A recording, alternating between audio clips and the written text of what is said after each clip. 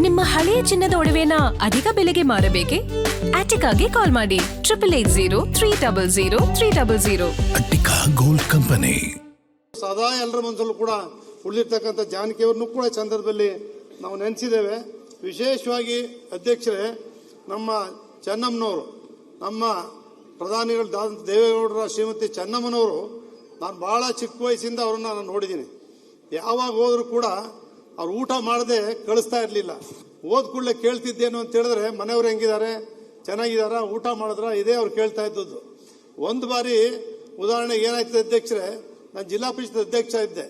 ಅವ್ರ ತಮ್ಮ ಪುಟ್ಟಸ್ವಾಮಣ್ಣ ಅಂತೇಳಿ ಅವರು ಅಧ್ಯಕ್ಷ ಇದ್ದೆ ಹಾಸನ ಜಿಲ್ಲೆಯಲ್ಲಿ. ನಾನು ಚಾಮರಾಜನಗರ ಮೈಸೂರು ಜಿಲ್ಲೆ ಜಿಲ್ಲಾ ಪಂಚಾಯತ್ ಅಧ್ಯಕ್ಷ ಇದ್ದರೆ ಹಾಸನ ಜಿಲ್ಲೆ ಅಧ್ಯಕ್ಷ ಪುಟ್ಟಸ್ವಾಮಣ್ಣ ಇದ್ರು. ನಾನು 29 ಜಿಲ್ಲಾ ಪಂಚಾಯತ್ ಅಧ್ಯಕ್ಷಗಳ ಅಸೋಸಿಯೇಷನ್ ಅಧ್ಯಕ್ಷ ಇದ್ದೆ. 29 ಜನನೂ ಕೂಡ ಡೆಲ್ಲಿ ಕರ್ಕೊಂಡು ಹೋಗಿದ್ದೆ. ಮಾಜಿ ಪ್ರಧಾನಿ ಆಗಿದ್ದರು ದೇವೇಗೌಡರು.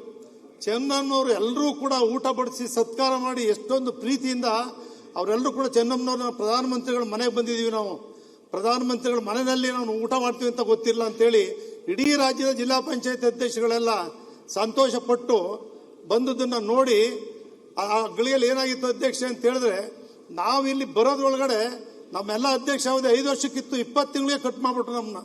ಡೆಲ್ಲಿನಲ್ಲಿ ಎಲ್ಲ ಇದ್ದು ಸಂತೋಷದಿಂದ ಊಟ ಮಾಡಿ ದೇವೇಗೌಡರು ಮಾತಾಡಿ ಬರೋದ್ರೊಳಗಡೆ ನಮ್ಮ ಅವಧಿ 20 ತಿಂಗಳು ಕಟ್ಟಾಗಿತ್ತು ಅಧ್ಯಕ್ಷ. ಚೆನ್ನಮ್ಮನವ್ರ ಮನೆಯಲ್ಲಿ ಇಲ್ಲೇ ರೇವಣ್ಣವ್ರು ಇಲ್ಲೇ ಅವರೇ, ಹೊರಗಡೆ ಹೆಣ್ಮಕ್ಳು ಅವರು ಎಷ್ಟೇ ಇದು ಮಾಡ್ಕೊಂಡು ಕೂಡ ತಾಯಿ ಮನೆ ಬಂದ ಕೂಡಲೇ ಆ ಪ್ರೀತಿ ಅವ್ರಿಗೆ ಮುನ್ಸು ಇಲ್ಲ, ಏನೂ ಇಲ್ಲ, ಅಷ್ಟು ಒಟ್ಟಾಗಿರೋರು. ದೇವೇಗೌಡರು ಹುಡ್ದಬ್ಬಕ್ಕೆ ನಾನು ಮಾಲಾರ್ಪಣೆ ಮಾಡಿ ಗೌರವ ಸಲ್ಲಿಸಕ್ಕೆ ಹೋಗಿದ್ದೆ. ಅವ್ರಿಗೆ ಮಾಲಾರ್ಪಣೆ ಮಾಡಿ ಅಷ್ಟೊತ್ತು ಹುಷಾರು ತಪ್ಪಿದ್ರು, ಕೆಳಗಡೆ ಇದ್ರು. ಅವ್ರಿಗೂ ಶಾಲಾ ಆಹಾರ ತಗೊಂಡೋಗಿ ನಮಸ್ಕಾರ ಮಾಡಿದಾಗ ಕೇಳ್ತಾರೆ, ಊಟ ಮಾಡ್ದಪ್ಪ, ಮನೆಯವರೆಲ್ಲ ಚೆನ್ನಾಗಿದ್ದಾರಪ್ಪ. ನಮ್ಮ ಶೈಲಜಾ ಅವರು, ಅನಸೂಯ ಅವರು ಹೆಣ್ಮಕ್ಳು ಕೂಡ ಇದ್ರು. ಅವ್ರ ಆಶೀರ್ವಾದ ಪಡೆದಾಗ ಅವ್ರು ಯಾವತ್ತೂ ಕೂಡ ಆ ರೀತಿ ಪ್ರತಿಯೊಬ್ಬರನ್ನು ಕೂಡ ಕಂಡಂಥವ್ರು. ಮತ್ತು ಆದರ್ಶ ಮಹಿಳೆ ಜೊತೆಗೆ ಆದರ್ಶ ದಂಪತಿಗಳು ಕೂಡ. ಆ ದೇವೇಗೌಡರಿಗೆ ನಾವೆಲ್ಲರೂ ಕೂಡ ಪತ್ನಿನ ಏನಂತೀವಿ ಅಂದರೆ ಅರ್ಧಾಂಗಿ ಅಂತ ಕರೀತಾರೆ. ದೇವೇಗೌಡರಿಗೆ ಅವರೇ ತುಂಬ ಇದ್ದಂಥವ್ರು ಚೆನ್ನಮ್ಮನವರು. ಹಳ್ಳಿಯಿಂದ ರಾಷ್ಟ್ರ ಮಟ್ಟಕ್ಕೂ ಕೂಡ ಎಲ್ಲರೂ ತಲುಪಬೇಕಾದ್ರೆ, ಮಕ್ಕಳು ಸೇವೆ ಸಲ್ಲಿಸಬೇಕಾದ್ರೆ ಅಮ್ಮನ ಕೊಡುಗೆ, ದೈವ ಭಕ್ತಿ, ರಾಜರಾಜೇಶ್ವರಿ ದೇವಸ್ಥಾನ ಪ್ರತಿನಿತ್ಯ ದೇವ್ರ ಮನೆಯಲ್ಲಿ ಬೆಳಿಗ್ಗೆ ಕೂತ್ರೆ ಅವರು ಈಚೆ ಬರ್ತಾ ಇರಲಿಲ್ಲ. ಆ ರೀತಿ ದೈವಭಕ್ತಿ ಆಗಿದಂಥ ಚೆನ್ನಮ್ಮನವರ ಒಂದು ದೇವರ ಸೇವೆ ಅವ್ರ ಕುಟುಂಬಕ್ಕೆ ಅಷ್ಟೇ ಅಲ್ಲ, ರಾಷ್ಟ್ರಕ್ಕೆ ರಾಜ್ಯಕ್ಕೆಲ್ಲ ಸಲ್ಲಿದೆ.